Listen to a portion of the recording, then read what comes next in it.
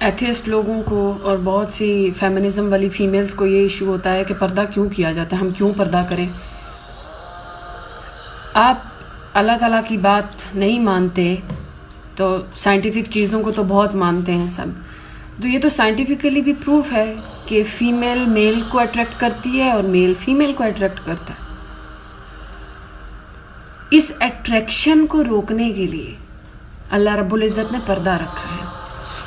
آپ کی شادی ہو جاتی ہے، آپ پردہ پھر بھی نہیں کرتی ہیں، آپ کو پھر بھی غیر محرم مرد دیکھتے ہیں، وہ آپ سے اٹریکٹ ہوتے ہیں، وہ آپ کے بارے میں ڈسکشن کرتے ہیں، وہ آپ کی باڈی پارٹس کو ڈسکس کرتے ہیں.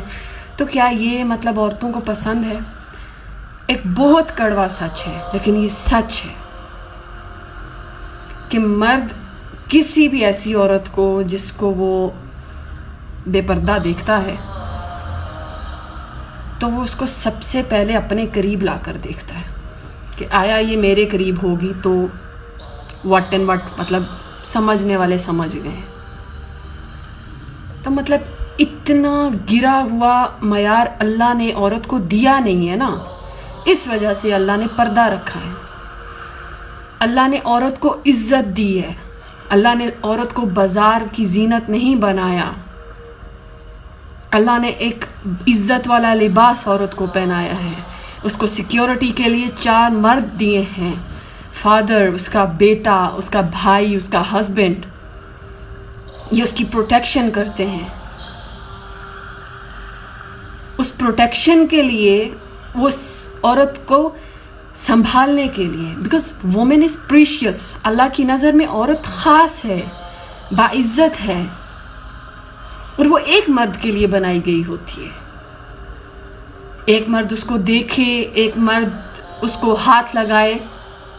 وہ سوسائٹی کے لیے نہیں بنائی گئی. جو چیز آپ اللہ کی فطرت کو جھٹلائیں تو اگلا قدم بربادی اور رسوائی ہے. جس کو یقین نہ ہو وہ کر کے دیکھ لے. اللہ کا قانون آپ کی سیکیورٹی ہے، نتھنگ ایلس. اللہ آپ کو سیکیور کر رہے ہیں.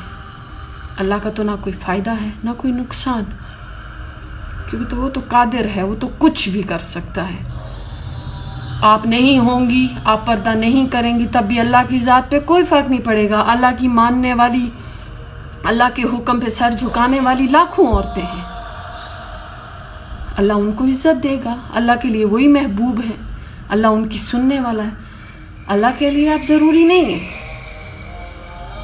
آپ کریں گی تو آپ اللہ کے لیے پریشیس ہو جائیں گی.